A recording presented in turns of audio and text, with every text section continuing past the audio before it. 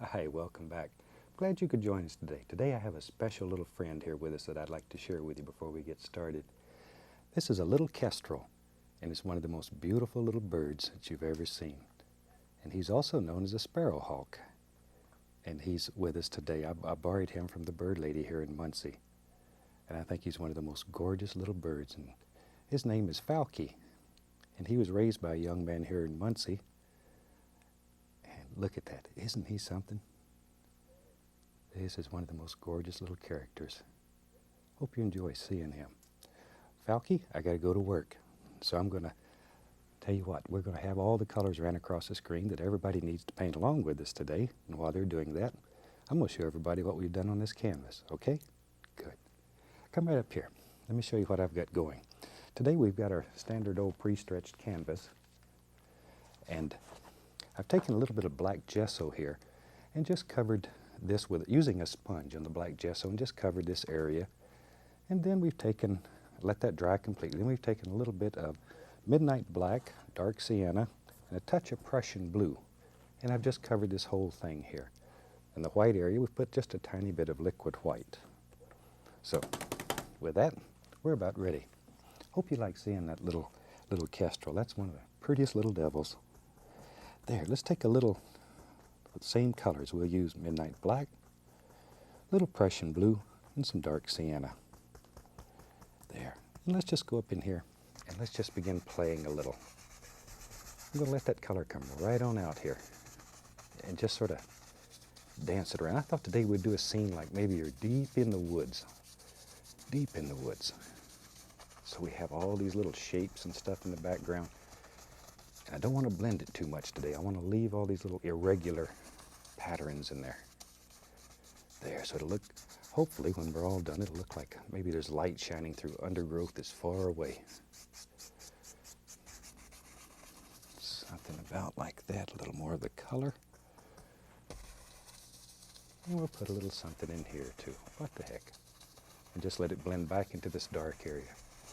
Now the reason I use this black gesso is because anytime I'm going to have a lot of area that's going to be dark in a painting, and I know that in advance, if you use the black gesso, it saves you a tremendous amount of work.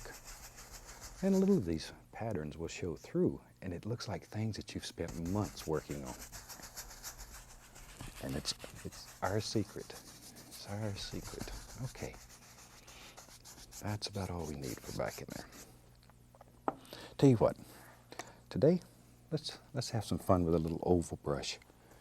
And I'm going to go basically into those same colors. Maybe I'll add a little Van Dyke brown to it. I want to darken it a little bit. Van Dyke brown, Prussian blue, dark sienna, a little black.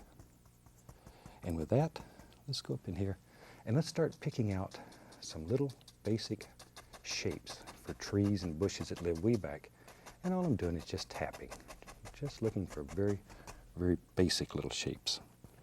I'm going to take the same colors, add a little white to it, so it'll be a little lighter right there. Put some little distant tree shapes, and there we go. All kinds of happy little things back in here. Okay, maybe right there. You just sort of have to make up your mind where you think a little tree would live and drop him in. This oval brush does fantastic things, so I really like it. It's easy to distinguish. It has a black handle where all of our other brushes have white handles. There. Okay, see, but that easy, it begins giving us some basic little shapes back in here. We're not looking for a lot of detail yet. Now, take the same old dirty brush, go right into a little of the yellows. I have Indian yellow, yellow ochre, cad yellow, but just a little. Be right back. Get a little touch of the sap green too. Not much colors on the brush, and I'm giving it a little push. That'll load the tips of it. And we can go in here and begin picking out some of the little highlights that we see. And I want to keep these quite subdued, quite dark. I don't want them to get too bright yet. There. Now, these are the ones that are far away. Far away. We don't see hardly anything as far as detail goes. It's too far. And if you add too much detail, then you're going to lose that illusion of distance. There. These kind of scenes remind me of when I used to live in Alaska. I used to spend a great deal of time just sort of walking through the woods and looking at the little creatures. And I used to hunt with a camera, bring them back on film. That's the way to do it. Okay, see how you can make all those little tree shapes? And I'm just sort of dancing back and forth between the various colors. Once again, don't want this to get too distinct and too bright yet. We'll have some brightness in the foreground, but not yet. Let's take those same colors on the liner brush. On the liner brush with a little paint thinner, bring it to a nice sharp point. And let's begin picking out some indications of little stems and trunks and limbs and twigs, whatever. All those little things that you see when you walk through the woods. There. Let's see, just sort of look at the foliage back here and think where a little limb would like to live if it had its choice, which it doesn't, but in your world it does. There we go. And put as many or as few as you want. Now then, we can begin working a little closer. Same colors. We'll get a little sap green, a little cad yellow, yellow ochre, Indian yellow. And then I'm going to touch at least a little amount of the bright red. Sometimes I use bright red as a duller. I know it sounds crazy, but when you put red and green together, it makes a beautiful brown. So sometimes red is used to dull color. There we go. Now we can begin putting in a little more detail. But look at those beautiful little soft things that you can make with this. There. Just barely touching though. But you have to still think about shape and form. Don't just hit it random. If it helps, give each one of these little bushes a name. There we are. See, right there. There's one. We have to give credit to Richard, the cameraman, because he took that little bird, and first time he'd ever handled one of them little rascals. And I'm telling you, it has some very sharp claws on it. But he was brave. He was brave. He'll probably want to raise now. There. Pick out all these little things. Okay, there's a little. See, now there's a little of the bright red in there. Just a tiny amount.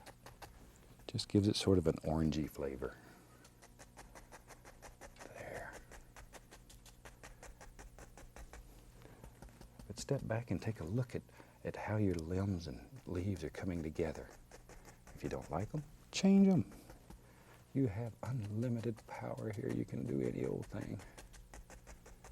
Darker and darker down in here. Maybe. See, there's one that's got quite a bit of the bright red in it. It's gorgeous. And gorgeous in there. I like that red so much, maybe I'll put a little right there too.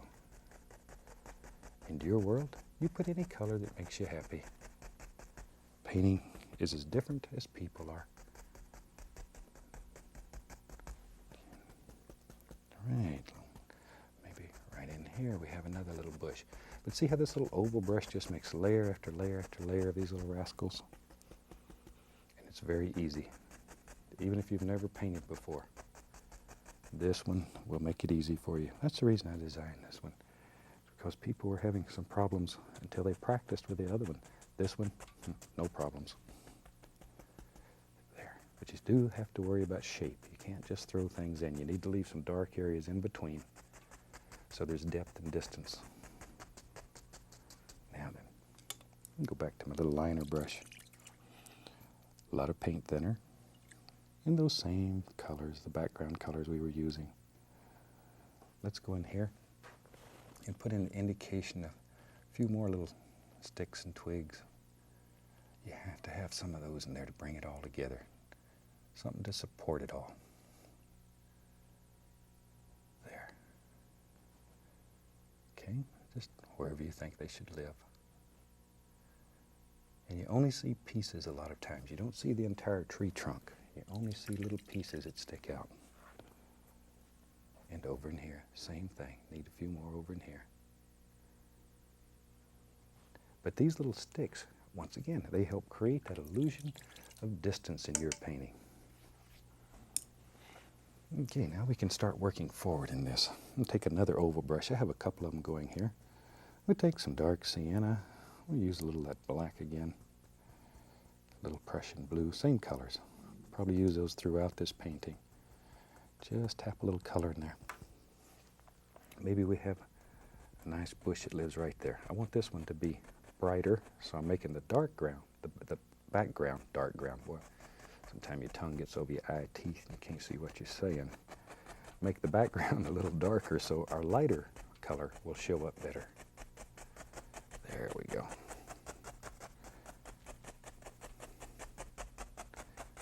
Okay, now then, go back to my other oval brush. And let's take, we'll go into some yellow. Be right back, grab a little of the red. Ooh, nice color. Very nice color. Now, just by touching, we can begin making all kinds of little things back here that are much brighter. But see, if you didn't have that dark back there, it wouldn't show up as well. You need that dark, because that dark's going to be our shadows. That's going to be our deep shadows. I'm going to add a little of the red to that. Ooh, that's nice. That is nice. But just tap. See that dark area there? It's the most important part of that bush. And I know I keep saying that, but if it doesn't work for you, that's probably what's happening. Because this starts working so well, it feels good, and you get carried away. And next thing you know, you've killed all of those, and they've just gone away. So be careful. Don't let them get away from you. They're too valuable. Too valuable. There. Okay. I think it's time to really get crazy. Maybe in our world, tell you what, maybe there's a big tree that lives right there. You know me and my big trees. Let's take some of that black and blue, dark sienna. Once again, I'm going to use these same colors. Okay, we're going to load this brush to a chisel edge, and we do that by pulling it through the paint and giving it a little wiggle. And you can load it so it's quite sharp. See there? Good. Now with that, we have to make a major decision here. Maybe we're going to have a tree that lives right there. We'll put the indication of a little trunk, just something like so. This tree lives right off the top of the canvas somewhere. And it's deep in the woods, deep in the woods. Maybe it didn't get a lot of light sometime. So it's skinny in places, and maybe in other places it's big and heavy. There. I like to do trees like this. They're so gorgeous. I like these old evergreens that just have the big hangy down limbs on them. Hangy down limbs. That sounds like the name of a song. There we are. Okay, just let it go down further and further. There. Maybe to about there. That's good. That's good. Let's give him a friend. Shoot, you know me. I think everything needs a friend. Even a tree. Even a tree. Let's give him one right there. Okay. Right over there.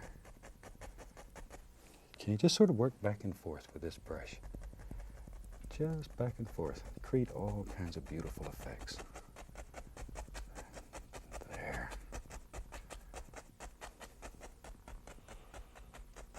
Okay. Maybe in our old tree here, we can make out here and there a little touch of trunk. So we'll just take some white, little dark sienna, little roll of paint on the knife. Let's have a light coming from that direction. I have to make these big decisions. Put in the indication here and there of a little bit of the trunk it's showing through. Don't want to see much. Don't want to see much. Tell you what, let me wash one of these oval brushes.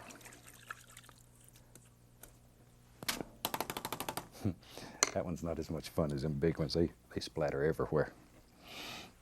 Now then, we'll take some of our yellows, yellow ochre, Indian yellow, a little bit of the bright red. Just sort of mix them all together. And let's put a few highlights on these trees. Let's let them shine out here in the light. We said the light's coming from the left over here. So in that case, we need to have it a little bit brighter on the left side than it is on the right side. There. Okay, maybe here and there we'll go into a little touch of the bright red. Oh, isn't that pretty? Isn't that pretty? See how you can make these old trees just sort of hang down. There they are. Wherever. There. All right, right on down into just darkness down here. Let's do that on the other one too. Same colors, same basic colors. Here we come. Pay attention to shape and form though. There we go. Now if you have trouble making this stick, or if you want to put a little sheen, a little shine on it, dip your brush in a little bit of the liquid clear and then do this. It makes some of the most beautiful effects you've ever seen. Beautiful effects. And when it dries, as I say, it'll have a little shine to it. And it'll almost glisten. In fact, let's do that. I'm going to dip it into a little liquid clear. What the heck? Because I want this one to shine when it's dry too. But don't overdo. This is a special little gift in your painting. Don't overdo it, because it'll lose its effectiveness if you do. Just here and there. Just here and there. And that rascal will shine in the sunshine. Sing. There. And here and there maybe we'll add a little touch of the sap green. I don't want much green in this tree. I want it to look there, like all these colors are just shining through. Isn't that a gorgeous little tree though? That old oval brush will do that for you. Now, back to my sap greens. All that. I'm going to grab a little alizarin crimson and throw in there too. Right in with that ochre. Oh, that's pretty. Alizarin crimson and yellow ochre make some beautiful colors. Now then, let's begin putting all kinds of little things that are living here. In my mind, the light's coming right from that direction and shining across.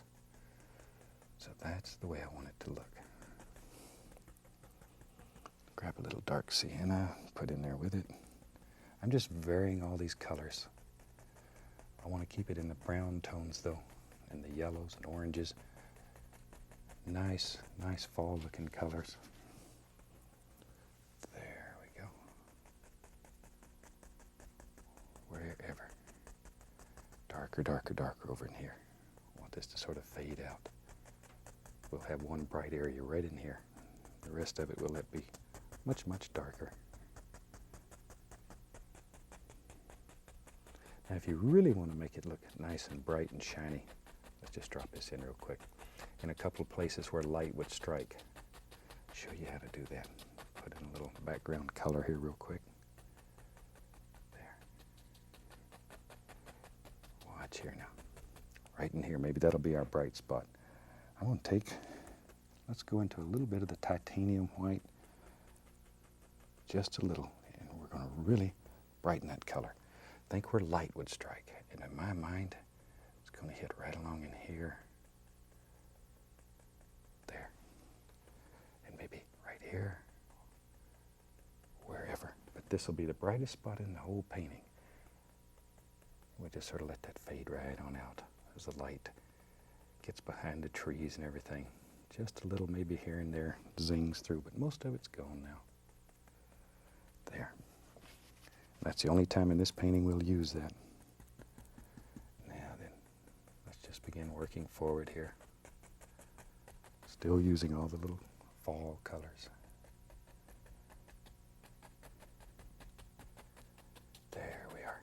But isn't that a neat little brush? It works so well. Little highlight here and there. You could do entire paintings using nothing but this. Nothing but this brush. if you wanted to. If you wanted to. There we go.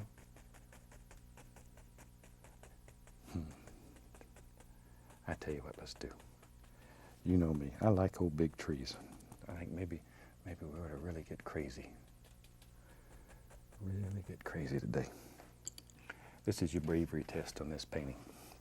Let's go up here and grab a big bunch of this Van Dyke brown, little dark sienna with it. Pull it out flat, we get a big roll of paint on our knife. You ready? Our tree is going to live right there. As I say, this is your bravery test. And when I said big tree, I think I meant big tree. I like to do these old big ones sometime. They're a lot of fun. Maybe old tree lives right there. Just comes right on down. There we are. Over on this side. There.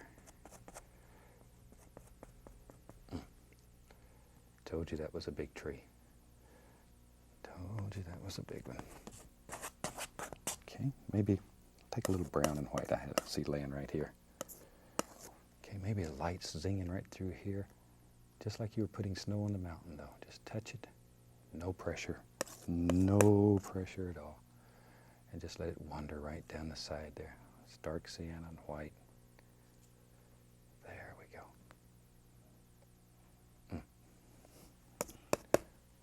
There. Isn't that a super easy way though to make very nice little bark looking areas on your tree? Works well.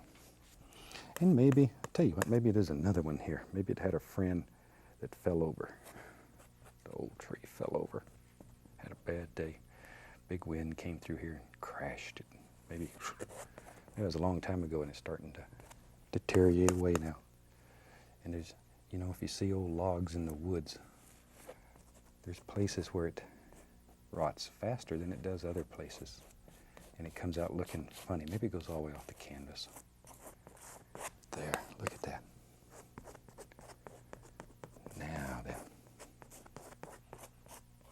Boy, we really did put a big log in there. Let's take some white, a little dark sienna, a little touch of the yellow ochre in there too. Get our little roll of paint right on the edge of the knife. And now all we have to do here is just touch. It'll pull off what it wants. Like there's a little light zinging right through there. Now, I want it to look like it's open, so I'm going to leave the dark on the end and work back. And I'll allow it to pick up that dark paint so it gets darker and darker and darker as the light slides over the top of this. Maybe back here there's a big old root that's still hanging on. But it's going to get into shadow there pretty soon. And we're not going to be able to see a whole bunch. Little light playing right through there, but it gets darker and darker and darker. There, very quickly it gets darker. Just make out highlight on top. Look at that old log. See him laying there? All right. All right. I like him, old rascals. Sometimes it's fun to take this little brush and instead of using it sideways, go straight in and give it a little push and it'll make like little ferns and stuff that sort of hang over.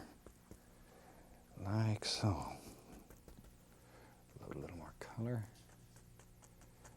Then we can go back and just begin tapping in all kinds of little things. Get a little more of the sap green. There we go.